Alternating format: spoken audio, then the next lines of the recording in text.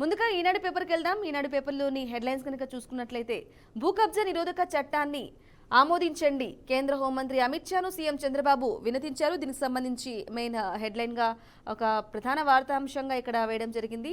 పోలవరం బనకచెర్ల ప్రాజెక్టుకు ఆర్థిక సాయం చేయండి, ఆర్థిక మంత్రి నిర్మలా సీతారామన్ కు అభ్యర్థించారు. అలాగే జాతీయ రహదారుల ప్రాజెక్టులపై కూడా మంత్రి గడ్కరీతో చర్చించారు సీఎం చంద్రబాబు. భూ కబ్జా నిరోధక చట్టాన్ని కూడా ఆమోదించాలి అని చెప్పేసి కూడా మాట్లాడడం జరిగింది. ఇక కేంద్ర హోంమంత్రి అమిత్ షాను పుష్పగుంచం అందిస్తున్న ముఖ్యమంత్రి చంద్రబాబు ఆ ఇమేజ్ కి సంబంధించి కూడా ఇక్కడ చూడొచ్చు. ముఖ్యమంత్రి చంద్రబాబు నాయుడు బుధవారం ఢిల్లీ పర్యటనలో కేంద్ర మంత్రులు అమిత్ షా, నిర్మలా సీతారామన్ అలాగే నితిన్ గడ్కరీలను కలిసి కీలకమైన అంశాలపై చర్చించారు. ఇక రాష్ట్రంలో భూ కబ్జాల నిరోధాన్ని కూటమి ప్రభుత్వం కొత్తగా తీసుకొచ్చిన భూ కబ్జా నిరోధక చట్టాన్ని వెంటనే ఆమోదన చేయాలని, రాష్ట్రాన్ని ఆర్థికంగా ఆదుకోవడంతో పాటు పోలవరం బనకచెర్ల ప్రాజెక్టుకు ఆర్థిక సాయం చేయాలని ఆర్థిక మంత్రి నిర్మలా సీతారామన్ ను అభ్యర్థించారు. ఇక్కడ అమరావతి ఔటర్ రింగ్ రోడ్డు అలాగే ఎక్స్ప్రెస్ హైవేతో పాటు మరికొన్ని జాతీయ రహదారులపై కూడా రవాణా శాఖ మంత్రి నితిన్ గడ్కర్ని కూడా చర్చించారు. ఇక అనంతరం తన అధికారిక నివాసం వన్ జన్పథ్లో విలేకరులతో మాట్లాడారు. కేంద్ర హోంమంత్రి అమిత్ షాతో రాజకీయ అంశాలు, రాష్ట్రం నెలకొన్న పరిస్థితులపై చర్చించినట్లు కూడా చెప్పారు. ఇక గత 5 ఏళ్లలో భూ కబ్జాలు పెద్ద సమస్యగా మారాయి. ఈ రోజు రాష్ట్ర ప్రభుత్వానికి అందుతున్న ప్రతి 10 ఫిర్యాదుల్లో 6 భూ కబ్జాలవే ఉంటున్నాయి. ఇక కంప్యూటరీకరణ, చెక్స్ అండ్ బ్యాలెన్సింగ్ లేకపోవడం వల్ల నాయకులు, అధికారులు కుమ్మక్కై బలవంతంగా ప్రైవేట్ భూములను కూడా లాక్కుంటున్నారని నిషేధిత జాబితాలో చేర్చారు. ఇక బాధితులు ఆ భూములను ఎంతో కొంత అమ్మడానికి సిద్ధమైతే వాటిని నిషేధిత జాబితా నుంచి తొలగించి చేగించుకున్నారు. ఇంటి పట్టాల పేరుతో కూడా చాలా భూమిని కబ్జా చేశారు. అటవీ, బంజర్ భూములను ఆక్రమించారు. అలాంటి అక్రమాలకు కఠినంగా అణచివేయాలని మేము ఏపీ ల్యాండ్ గ్రాబింగ్ ప్రొహిబిషన్ బిల్లును అసెంబ్లీలో పాస్ చేసి కేంద్ర ఆమోదం కోసం పంపాం. సాధ్యమైనంత త్వరగా ఆ బిల్లు ఆమోదించండి, దానికి ఆమోదం తెలపాలని కూడా హోంమంత్రిని కోరారు సీఎం చంద్రబాబు. దానికి సంబంధించి ఇక్కడ చూసుకోవచ్చు. అలాగే కేంద్ర ఆర్థిక మంత్రి నిర్మలా సీతారామన్ కూడా జ్ఞాపకం కూడా అందించారు సీఎం చంద్రబాబు. ఆ ఇమేజ్ కి సంబంధించి కూడా ఇక్కడ చూసుకోవచ్చు. అలాగే ఇక్కడ మరో వార్తను చూసుకోవచ్చు. ప్రజలు కాదన్న హోదాను స్పీకర్ ఇవ్వలేరు. ఇక జగన్ ప్రతిపక్ష హోదాను ఏదైతే అడుగుతున్నారో దానికి సంబంధించి స్పీకర్ వ్యాఖ్యలకు సంబంధించి చూసుకోవచ్చు. 10% బలం ఉండాలని జగన్ కి తెలుసు.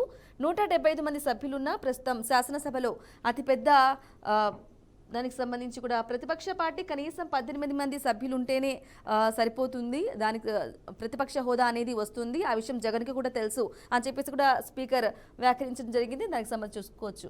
దేవుడు ఇవ్వని వరాన్ని పూజారి నుంచి ఆశించడం పొరపాటు అని చెప్పేసి కీలక వ్యాఖ్యలు కూడా చేశారు. ప్రతిపక్ష నేత హోదాపై జగన్ వన్నీ సంధి ప్రేలాపనలే, స్పీకర్కు దురుద్దేశాలు ఆపాదించడం సభ హక్కుల ఉల్లంఘనే, అయినా క్షమిస్తున్నా, దుష్ప్రచారానికి తెరదించేందుకు రూలింగ్ ఇస్తున్నా శాసనసభాపతి అయ్యన్న పాత్రుడు స్పష్టీకరణ చేశారు. ఇక చంద్రబాబుకు ప్రతిపక్ష నేత హోదా నేనే ఇచ్చానని చెప్పేసి జగన్ చెప్పుకుంటున్న నేపథ్యంలో దాన్ని కూడా చూసుకోవచ్చు. ఇంతమంది ఎమ్మెల్యేలు ఉంటేనే హోదా ఇవ్వాలనే రూల్ లేదు, వైకాపా వాళ్లకు పథకాలు ఇవ్వొద్దన్న చంద్రబాబు, సీఎం పదవిలో కొనసాగడం ధర్మమేనా, ఇక పవన్ కళ్యాణ్ కార్పొరేటర్కు ఎక్కువ, ఎమ్మెల్యేకు తక్కువ, హాట్ టాపిక్ గా మారింది ఈ వ్యాఖ్యలైతే దేశమంతటా. బడ్జెట్ ప్రసంగమంతా ఆత్మస్తుతి, పరనింద వైకాపా అధ్యక్షుడు వైఎస్ జగన్ వ్యాఖ్యలు. వైఎస్ జగన్ ఈ వ్యాఖ్యలు చేయడం చూసుకోవచ్చు. ఇంతమంది ఎమ్మెల్యేలు ఉంటేనే హోదా ఇవ్వాల్సిన అవసరం లేదు, ప్రతిపక్షం హోదా మాకు ఇవ్వండి అని చెప్పేసి కూడా గత కొంతకాలంగా పోరాటం చేస్తున్నారు. అసెంబ్లీ కూడా ప్రతిపక్ష హోదా ఇస్తేనే చెప్తామని చెప్పేసి కూడా వైసీపీ శ్రేణులకు దిశానిర్దేశం కూడా చేశారు. దీనికి సంబంధించి ఒక వార్తను చూసుకోవచ్చు. నిన్న జరిగినటువంటి ప్రజలు నిరాకరించిన ప్రతిపక్ష హోదాను స్పీకర్ ఇవ్వలేరని, అందుకు ప్రతిపక్ష నాయకుడిగా గుర్తించాలనే వైఎస్ జగన్మోహన్ రెడ్డి కోరికను పరిశీలించడం సాధ్యం కాదని శాసనసభాపతి అయ్యన్న పాత్రుడు స్పష్టం చేశారు. ప్రజలనే దేవులు ఎన్నుకున్న దేవాలయం శాసనసభ, ఇక స్పీకర్ గా ఎక్కడ నా బాధ్యత ఈ దేవాలయానికి పూజారిగా పనిచేయడమే, ఇక దేవుడు తిరస్కరించిన వరాన్ని పూజారి నుంచి ఆశించడం పొరపాటు అని ఆయన వ్యాఖ్యలు చేశాడు. ప్రతిపక్ష నాయకుడి గుర్తింపు దక్కాలంటే కనీసం 10% సంఖ్యాబలం ఉండాలి, జగన్ కు తెలుసని ఆ విషయం అయినా అసత్యాలు ప్రచారం చేస్తున్నారని చెప్పేసి కూడా మండిపడ్డారు. ఇక రాజ్యాంగం సభా నిబంధన ప్రకారం స్పీకర్ కు దురుద్దేశాలు ఆపాదించడం, హక్కుల నిబంధన ప్రకారం స్పీకర్ను దురుద్దేశాలు ఆపాదించడం సభల హక్కుల ఉల్లంఘనని అన్నారు. ఇక అయినప్పటికీ ఆయన ఇప్పటి వరకు చేసిన దుష్ప్రచారానికి సంధి ప్రలాపనలు పరిగణించి క్షమిస్తున్నట్లు కూడా తెలిపారు. ఈ ధోరణి అలాగే కొనసాగితే ఎలాంటి చర్యలైనా తీసుకోవాలి అని చెప్పేసి స్పీకర్ అయ్యన్న పాత్రుడు నిన్న చేసినటువంటి వ్యాఖ్యలకు సంబంధించి ఇక్కడ చూసుకోవచ్చు. అలాగే ఇక్కడ మరొక వార్తను కూడా మనం ఒకసారి పరిశీలించినట్లయితే ఏప్రిల్ 2 నుంచి భారత్పై సుంకాల మోత. ఇక అమెరికాలో ట్రంప్ చేసినటువంటి భారత సుంకాల పన్ను ఎగవేతకి పన్ను మినహాయింపు ఏం ఉండదు భారత్కి అని చెప్పిన నేపథ్యంలో ఇక ఏప్రిల్ 2 నుంచి అమలు కాబోతున్నట్లుగా తెలుస్తుంది. భారత్పై సుంకాల మోత. అమెరికా అధ్యక్షుడు ట్రంప్ స్పష్టీకరణ. శాంతిపై రష్యా నుంచి గట్టి సంకేతాలు వచ్చాయని వెల్లడి. ఉక్రెయిన్ అదే బాటలో ఉందన్న అధ్యక్షుడు. ఇక అమెరికా కాంగ్రెస్ సంయుక్త సమావేశంలో సుదీర్ఘంగా ప్రసంగించారు డొనాల్డ్. దీనికి సంబంధించి కూడా సుంకాల మోత, అమెరికా మినహాయింపు ఏం ఉండదు. ఏప్రిల్ 2 నుంచి సుంకాల మోతు పన్ను అయితే విధిస్తూ ఉంది ఇక అమెరికా. దీనికి సంబంధించి కూడా ట్రంప్ చేసినటువంటి వ్యాఖ్యలకు ఒక మెయిన్ హెడ్లైన్ వేశారు. అలాగే భారత అధిక దిగుమతి సుంకాల విధిస్తూ ఉంది. ఏప్రిల్ 2 నుంచి ఆ దేశంపై భారీగా ప్రతీకార సుంకాలను అమలు చేయబోతున్నామని అమెరికా అధ్యక్షుడు డొనాల్డ్ ట్రంప్ స్పష్టం చేశారు. అధిక సుంకాల విధానం అనుచితమని, అలాంటి దేశాలన్నింటిపైన సుంకాలను విధిస్తున్నామని పేర్కొన్నారు. శాంతి చర్చలను రష్యా కోరుకుంటోందని, ఆ దేశం నుంచి గట్టి సంకేతాలు వచ్చాయని, ఉక్రెయిన్ ఆ దిశగానే పయనిస్తుందని తెలిపారు. మంగళవారం అమెరికన్ కాంగ్రెస్ ఉభయ సభల సంయుక్త సమావేశంలో ఆయన ప్రసంగించారు. అధ్యక్షుడయ్యాక తొలిసారిగా ఉభయ సభలను ఉద్దేశించి ఆయన మాట్లాడడం జరిగింది. ఇక చరిత్రలో అత్యధిక సమయం మాట్లాడిన నేతగా కూడా నిలిచారు. ఉభయ సభలను ఉద్దేశించి ట్రంప్ 1.40 నిమిషాల పాటు అంటే 1:40 పాటు సుదీర్ఘంగా ప్రసంగించారు. అంతకుముందు సుదీర్ఘంగా మాట్లాడిన రికార్డ్ బిల్ క్లింటన్ పేరిట ఉండేది. ఆ బ్రేక్ని ట్రంప్ అయితే 1:40 మాట్లాడి సుదీర్ఘంగా మాట్లాడి ఉభయ సభల్లో రికార్డ్ అయితే క్రియేట్ చేశారు. ఇక దేశ ఆర్థిక వ్యవస్థ, వలస, విదేశీ విధానాలపై ట్రంప్ ప్రస్తావించారు. అమెరికాకు స్వర్ణయుగం ప్రారంభమైందని కూడా తెలిపారు. ట్రంప్ ప్రసంగం ముగియగానే సభ్యులంతా లేచి నిల్చుని కరతాళ ధ్వనితో అభ్యర్థించారు. ఫైట్ ఫైట్ ఫైట్ అని అయితే నినదించారు. ప్రసంగం ముగిసేసరికి డెమోక్రాట్ సభ్యులంతా వెళ్లిపోగా రిపబ్లికన్ సభ్యులు అధ్యక్షుడితో వెళ్లిపోగా రిపబ్లికన్ సభ్యులు కరాచరం చేస్తూ ఉండిపోయారు. ఇక భారత్పై ప్రతీకారం ఎంత? అమెరికా సుంకాలతో కొన్ని రంగాలపై అయితే ప్రభావం అయితే పడింది. ఇక ఏప్రిల్ 2 నుంచి ట్రంప్ అయితే భారత్ని కూడా సుంకాలు విధించే పనిలో ఉన్నారు. దీనికి సంబంధించి కూడా మెయిన్గా ఒక వార్తను చూసుకోవచ్చు. అలాగే ఇక్కడ మరో వార్తను చూసుకోవచ్చు. జనసేన ఎమ్మెల్సీ అభ్యర్థిగా నాగబాబు పేరైతే ఖరారైంది. ఇక నామినేషన్ వేయాలని పవన్ కళ్యాణ్ సూచించినట్లుగా కూడా తెలుస్తుంది. శాసనసభ సభ్యుల కోటాలో నిర్వహించే ఎమ్మెల్సీ ఎన్నికల్లో జనసేన అభ్యర్థి కొనిదెల నాగబాబును ఆ పార్టీ అధ్యక్షుడు ఉప ముఖ్యమంత్రి పవన్ కళ్యాణ్ అయితే ఖరారు చేశారు. ఇక నామినేషన్ దాఖలు చేయాలని నాగబాబును కూడా సూచించారు. అలాగే నామినేషన్ వేయడానికి అవసరమైన పత్రాలను కూడా సిద్ధం చేయాలని పార్టీ కార్యాలయాన్ని పవన్ అయితే ఆదేశించారు. ప్రస్తుతం జనసేన ప్రధాన కార్యదర్శిగా నాగబాబు సేవలు అందిస్తున్నారు. ఈ నేపథ్యంలోనే జనసేన ఎమ్మెల్సీ అభ్యర్థిగా నాగబాబు పేరు ఖరారైనట్లుగా కూడా తెలుస్తుంది. ఇన్ని రోజులు ఊహాగానాలు ఉన్నప్పటికీ పేరు ఖరారు కావడం విశేషం. అలాగే మరో వార్తను చూసుకున్నట్లయితే నియోజకవర్గాల పునర్విభజన దక్షిణాదికి ముప్పే. జనాభా ప్రాతిపదికన ససేమిరా. దక్షిణాది పార్టీల ప్రతినిధులతో ఉమ్మడి కార్యాచరణ భేటీ. తమిళనాట అఖిలపక్ష సమావేశంలో తీర్మానం. ఇక లోక్సభ నియోజకవర్గాల పునర్విభజనకు సంబంధించి డిమాండ్ల సాధన, ఆ పోరాటాన్ని ముందుకు తీసుకెళ్లడానికి దక్షిణ పార్టీలతో కలిసి ఉమ్మడి కార్యాచరణ కమిటీ ఏర్పాటు చేయాలని తమిళనాడు ముఖ్యమంత్రి స్టాలిన్ నేతృత్వంలో జరిగిన అఖిలపక్ష సమావేశం తీర్మానించింది. సచివాలయంలో బుధవారం జరిగిన అఖిలపక్ష సమావేశంలో సీఎం మాట్లాడుతూ దక్షిణాది రాష్ట్రాల తలపై నియోజకవర్గ పునర్విభజన అనే కత్తి వేలాడుతుంది. ఇక ప్రస్తుతం ఉన్న 543 లోక్సభ నియోజకవర్గాల సంఖ్య కొనసాగిన 848కి పెంచిన జనాభాను నియంత్రించిన రాష్ట్రాలకు ప్రాతినిధ్యం తగ్గుతుంది. అలాగే ఇది తమిళనాడుకు మాత్రమే కాకుండా దక్షిణాది రాష్ట్రాలన్నిటికీ కూడా ప్రమాదకరం అని చెప్పేసి కూడా పేర్కొన్నారు. ఇక అనంతరం జనాభా ప్రాతిపదికన లోక్సభ నియోజకవర్గాల పునర్విభజన ఏకగ్రీవంగా వ్యతిరేకిస్తూ అఖిలపక్ష సమావేశం అయితే నిర్ణయించింది. పునర్విభజన నియోజకవర్గాల పునర్విభజన దక్షిణాదికి ముప్పే అని చెప్పేసి కూడా తమిళనాడు అఖిలపక్ష సమావేశంలో తీర్మానం పెట్టింది. దీనికి సంబంధించిన వార్తను కూడా చూసుకోవచ్చు.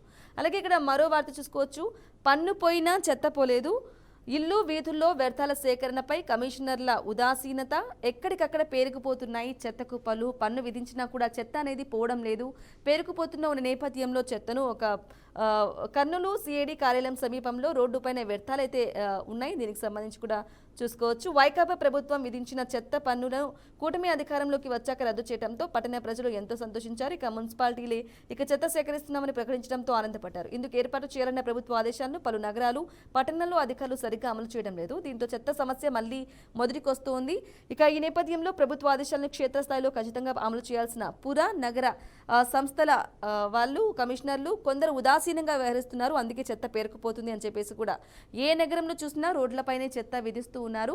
దీనికి సంబంధించి పన్ను పోయినా కూడా చెత్త అనేది పోవట్లేదు అని చెప్పేసి కూడా ఒక ప్రధాన వార్తగా ఇక్కడ వేయడం చూసుకోవచ్చు. అలాగే ఇక్కడ మరో వార్తను చూసుకున్నట్లయితే భారత ప్రత్యర్థి న్యూజిలాండ్ ఛాంపియన్స్ ట్రోఫీ ఫైనల్లో కివీస్ భారత జట్టు ఛాంపియన్స్ ట్రోఫీ టైటిల్ కోసం ఆదివారం న్యూజిలాండ్లో ఢీకొట్టనుంది. బుధవారం జరిగిన సెమీఫైనల్లో కివీస్ సంపూర్ణ ఆధిపత్యాన్ని అయితే ప్రదర్శించింది. దక్షిణాఫ్రికా 50 పరుగుల తేడాతో ఓడించి ఫైనల్ అయితే ప్రవేశించింది.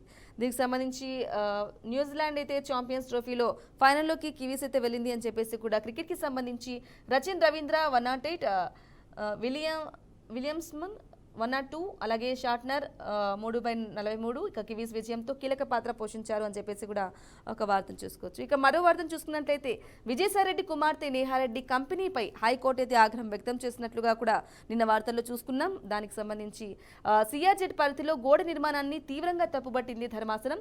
ఈ వ్యవహారంపై పోలీసులకు ఫిర్యాదు చేయాలని అధికారులకు నిర్దేశం చేసింది. అలాగే పర్యావరణానికి వాటిల్లిన నష్టాన్ని నేహారెడ్డికి చెందిన కంపెనీ నుంచి రాబట్టాలని కూడా ఆదేశించింది.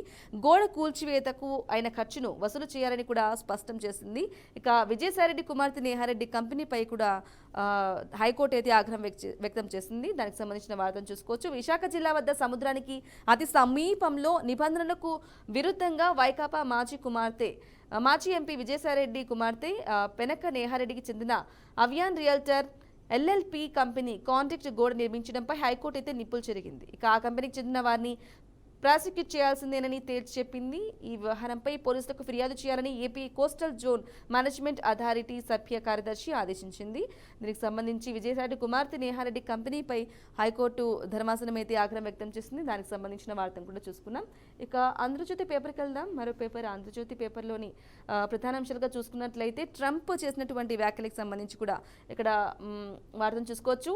$700 కోట్ల ఎగుమతులకు దెబ్బ, అమెరికా ప్రతీకార సుంకాల వల్ల ఏటా భారత్కు కలిగే నష్టం అని చెప్పేసి కూడా వార్తను చెప్పారు. మన ఐటీ సేవలు, ఫార్మా ఉత్పత్తులపై సుంకాలు విధిస్తే భారీగా ప్రభావం. ఇక ఆక్వా ఆభరణాల పరిశ్రమలకు కూడా నష్టం వాటిల్లే అవకాశం ఉంది. అలాగే అమెరికాతో స్వేచ్ఛ వాణిజ్య ఒప్పందం కుదుర్చుకోవడానికి భారత్ ప్రయత్నాలు అయితే చేస్తుంది.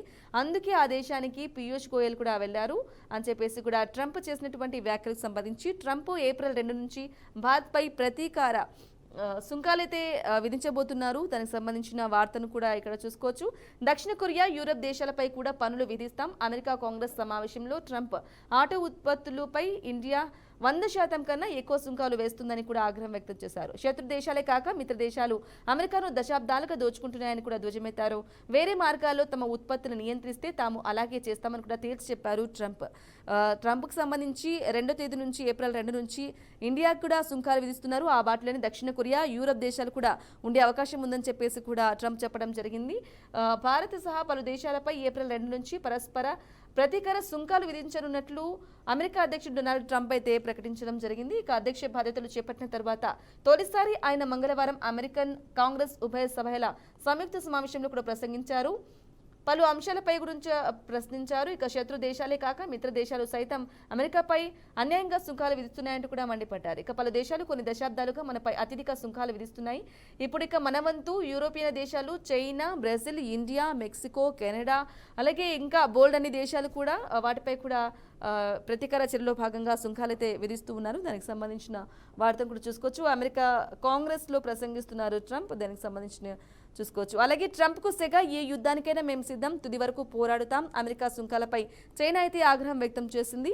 కరెంటు కోతలు విధిస్తాం, 25% సర్ఛార్జీలు కూడా.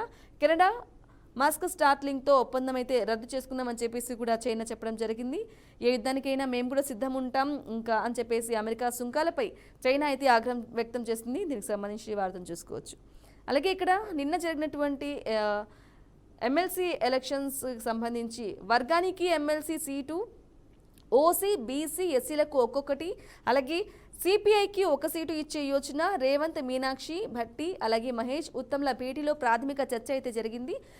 రేపు ఢిల్లీకి వెళ్లున్నారు. అలాగే సీఎం 5గురిని సంప్రదించి అభ్యర్థుల్ని ఖరారు చేయనున్నట్లుగా కూడా తెలుస్తుంది. ఇక తన నివాసంలో విచ్చేసిన కాంగ్రెస్ రాష్ట్ర వ్యవహారాల ఇన్ఛార్జ్ మీనాక్షి నటరాజన్ని సీఎం రేవంత్, అలాగే చిత్రంలో భట్టి, ఉత్తమ్, మహేష్ కుమార్ గౌడ్ వారు కూడా ఉన్నారు చిత్రంలో.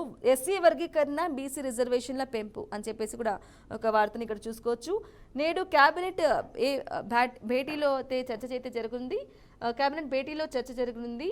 అసెంబ్లీలో బిల్లులు, ఢిల్లీకి అఖిలపక్షం 42% కోటా కోసం రాజ్యాంగ సవరణ అవకాశాలపై కూడా చర్చ, రేషన్ కార్డులు, future city authority, assembly budget సమావేశాలపై కూడా, కొత్త మద్యం బ్రాండ్ల ధరలపై పెంపైన పెంపుపైన అలాగే యాదగిరిగుట్ట ప్రత్యేక పాలక మండలి ఏర్పాటు అంశంపైన కూడా నిర్ణయం తీసుకోనున్నారు.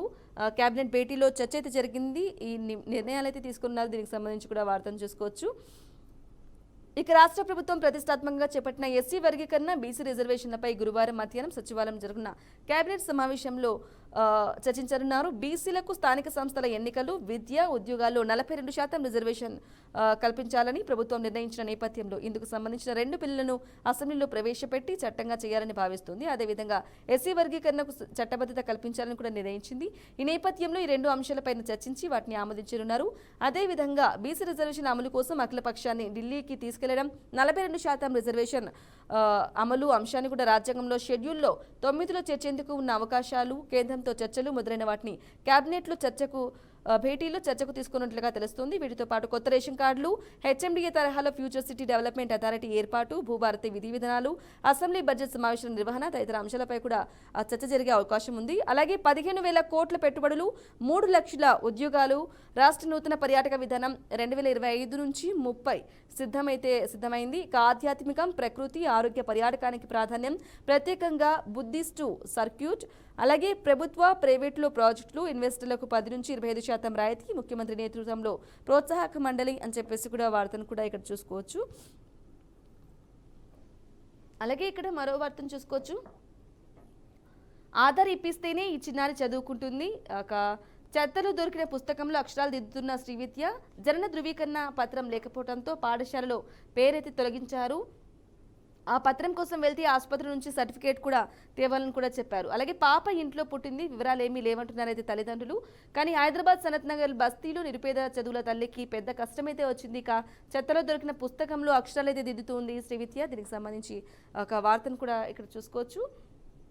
అలాగే 5 రోజులు 4,000 దరఖాస్తులకు ఆమోదం, ఎల్ఆర్ఎస్కు స్పందన అంతంతే, నెలాఖరు దాకా రాయితీ, ఆటోమేటిక్ ఫీజు కింద పెండింగ్లో 19 లక్షల దరఖాస్తులు, 111 జీవో, ఫామ్ ల్యాండ్కు వర్తించని క్రమబద్ధీకరణ పథకం.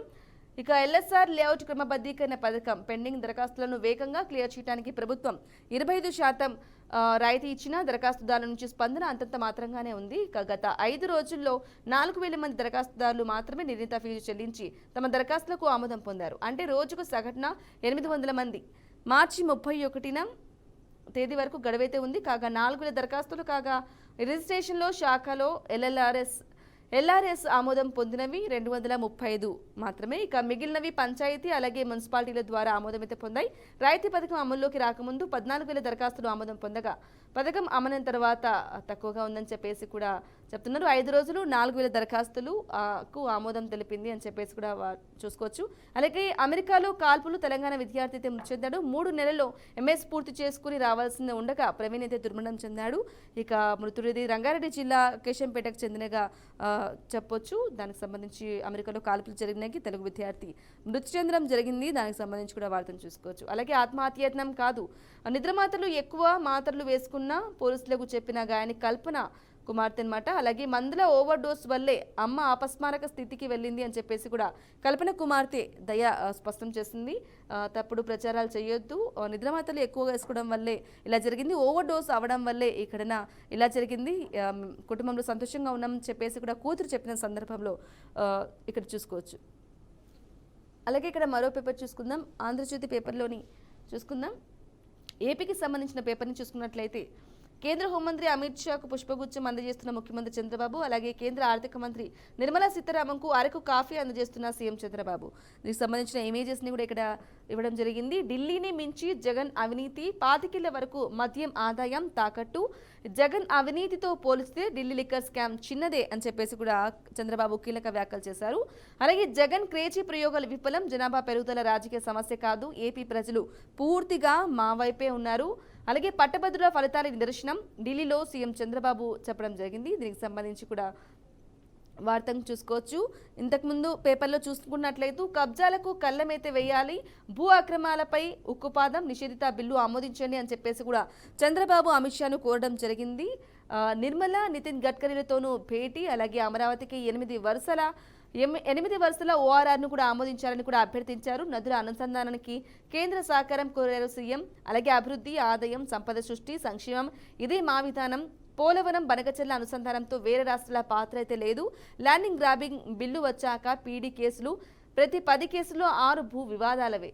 ఇక ఏపీ ల్యాండ్ గ్రాబింగ్ నిషేధిత చట్టంతో రాష్ట్రంలో భూ అక్రమాలపై ఉక్కుపాదమైతే మోపుతామని చెప్పేసి ముఖ్యమంత్రి చంద్రబాబు ప్రకటించారు. జగన్ 5 ఏళ్ల పాలనలో విచ్చలవిడిగా భూ అక్రమాలు జరిగాయని, చివరికి అటవీ భూములను సైతం వదలలేదని కూడా చెప్పారు.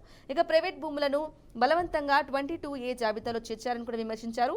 ల్యాండ్ గ్రాబింగ్ బిల్లును అసెంబ్లీ, మండలి ఆమోదించారని, కేంద్రం కూడా ఆమోదముద్ర వేయాలని కోరారు. ఇక బుధవారం ఢిల్లీలో కేంద్ర హోంమంత్రి అమిత్ షాతో సీఎం భేటీ అయ్యారు. దేశ రాష్ట్ర రాజకీయాలు, ఎన్డీఏ పాలన, ఆంధ్రప్రదేశ్కు చేయూత తదితర అంశాలపై గంటకు పైగా చర్చించారు. ఇక తర్వాత కేంద్ర ఆర్థిక మంత్రి నిర్మలా సీతారామన్, రోడ్డు రవాణా అలాగే రహదారుల శాఖ మంత్రి నితిన్ గడ్కరీతో కూడా సమావేశమయ్యారు. అనంతరం సాయంత్రం నిర్వహించిన విలేకరుల సమావేశంలో కేంద్ర మంత్రులతో చర్చించారు. ఈ అంశాలను కూడా వివరించడం జరిగింది. దీనికి సంబంధించి కూడా కబ్జాలకు కళ్ళెం వేయాలి, కబ్జాల బిల్లును అయితే ఆమోదించండి, భూ ఆక్రమణలపై ఉక్కుపాదం మోపుతామని చెప్పేసి కూడా నిషేధిత బిల్లుపై ఆమోదించండి అని చెప్పేసి అమిత్ షాని అలాగే ఆర్థిక మంత్రి నిర్మలా సీతారామన్ కూడా చంద్రబాబు కలవడం జరిగింది. దీనికి సంబంధించిన కూడా వార్తను చూసుకోవచ్చు. అలాగే ఇక్కడ మరో వార్తను చూసుకున్నట్లయితే అయోమయం జగన్ వాదం, ఏం మాట్లాడుతున్నారో తెలియని వైనం అయితే నెలకొంది. ప్రతిపక్ష హోదా ఇవ్వాలి అని చెప్పేసి కూడా మాట్లాడుతూ ఉన్న నేపథ్యంలో ఏం మాట్లాడుతున్నారో తెలియని వైనం. సొంత ప్రెస్ మీట్కు అసెంబ్లీకి పోలిక, నాడు బాబుకు విపక్ష హోదా తీసేస్తానని బెదిరింపు, నేడు తనకు ఆ హోదా ఎందుకు ఇవ్వరని ఆక్రోశం. తన వాదనను తానే ఖండించుకున్న జగన్, విపక్ష హోదాకు సభలో టైంకు సంబంధమైంది. ఇక సభ్యుల సంఖ్యను బట్టి నిష్పత్తి ప్రకారం మైక్ ముందు వరుసలో సీటు ఇచ్చినా సభకైతే డుమ్మా కొట్టారు జగన్. అలాగే పార్టీని నడిపించడంలోనే గందరగోళం, వాయిదాల బాటలో జిల్లాల పర్యటనలు. ఇంకా బాబుకు విపక్ష హోదా నేనే ఇచ్చా అని చెప్పేసి కూడా జగన్ చెప్పిన సందర్భంలో వ్యాఖ్యలు ఇక్కడ చూసుకోవచ్చు. పవన్ కార్పొరేటర్కు ఎక్కువ, పవన్ కళ్యాణ్ పై ఏపీ డిప్యూటీ సీఎం పై కీలక వ్యాఖ్యలు కూడా చేయడం జరిగింది. పవన్ కార్పొరేటర్కు ఎక్కువ, ఎమ్మెల్యేకి తక్కువ అని చెప్పేసి కూడా జగన్ చెప్పడం అయితే జరిగింది. అహంకారానికి ప్యాంటు షర్టు వేస్తే జగనే అని చెప్పేసి కూడా డిప్యూటీ సీఎం పై నోరు జారితే ఊరుకునేదే లేదు. జగన్ మెజార్టీ ఎంత, పవన్ మెజార్టీ ఎంత, అలాగే మద్యంలో అవినీతి చేయలేదని తన పిల్లపై ప్రమాణం చేయగలరా అని చెప్పేసి కూడా లోకేష్ మాట్లాడడం జరిగింది. మంత్రి అవి సంధి ప్రలాపనలు అన్నీ తెలిసిన అవాకులు జగన్ చేస్తున్నారు. విపక్ష నేత హోదా దక్కదు, నిబంధనలు సంప్రదాయాల ప్రకారమే 10% సభ్యులు ఉండాల్సిందే అని చెప్పేసి కూడా స్పీకర్ చెప్పడం జరిగింది. అయ్యన్న పాత్రుడు దానికి సంబంధించి చూసుకోవచ్చు. అలాగే ఇంతకుముందు పేపర్లో చూసుకున్నట్లు 2 నుంచి భారత్లపై ప్రతీకార సుంకాలు, చైనా, మెక్సికో, కెనడా, దక్షిణ కొరియా, యూరప్ అలాగే వాటిపై ఆ దేశాలపై కూడా సుంకాలైతే విధిస్తాం. అమెరికా కాంగ్రెస్ సమావేశంలో ట్రంప్, ఇండియా తమ ఆటో ఉత్పత్తులపై 100% కన్నా ఎక్కువ సుంకాలు వేస్తుందని కూడా ఆగ్రహం. శత్రు దేశాలే కాక మిగతా దేశాలు అమెరికాను దశాబ్దాలుగా దోచుకుంటున్నాయని కూడా ధ్వజం. ఇక వేరే మార్గాల్లో తమ ఉత్పత్తుల్ని నియంత్రిస్తే తాము అలాగే చేస్తామని కూడా తీర్చి చెప్పారైతే ట్రంప్. ఇప్పుడు మా వంతు, మా టైం వచ్చేసింది. సుంకాలైతే అందరిపై విధిస్తున్నాం, మాతో మిత్రదేశంగా ఉన్నప్పటికీ మాపై సుంకాలైతే విధిస్తున్నారు, సో మేము కూడా సుంకాలు విధిస్తామని చెప్పేసి ట్రంప్ చేసిన వ్యాఖ్యలకు సంబంధించి కూడా ఇక్కడ చూసుకోవచ్చు. అలాగే మరో వార్తను చూసుకున్నట్లయితే సర్కారీ భూముల స్వాహా, నాడు చెరపట్టిన వైసీపీ నేతలు ఒక్కో పీలరిలోనే 7 కేసుల్లో 175 కోట్ల భూములు కబ్జా జరిగింది. ఇక ఇందులో 14 ఎకరాల రిజర్వ్ ఫారెస్ట్ అక్రమాలకు అధికారుల అండైతే ఉండింది.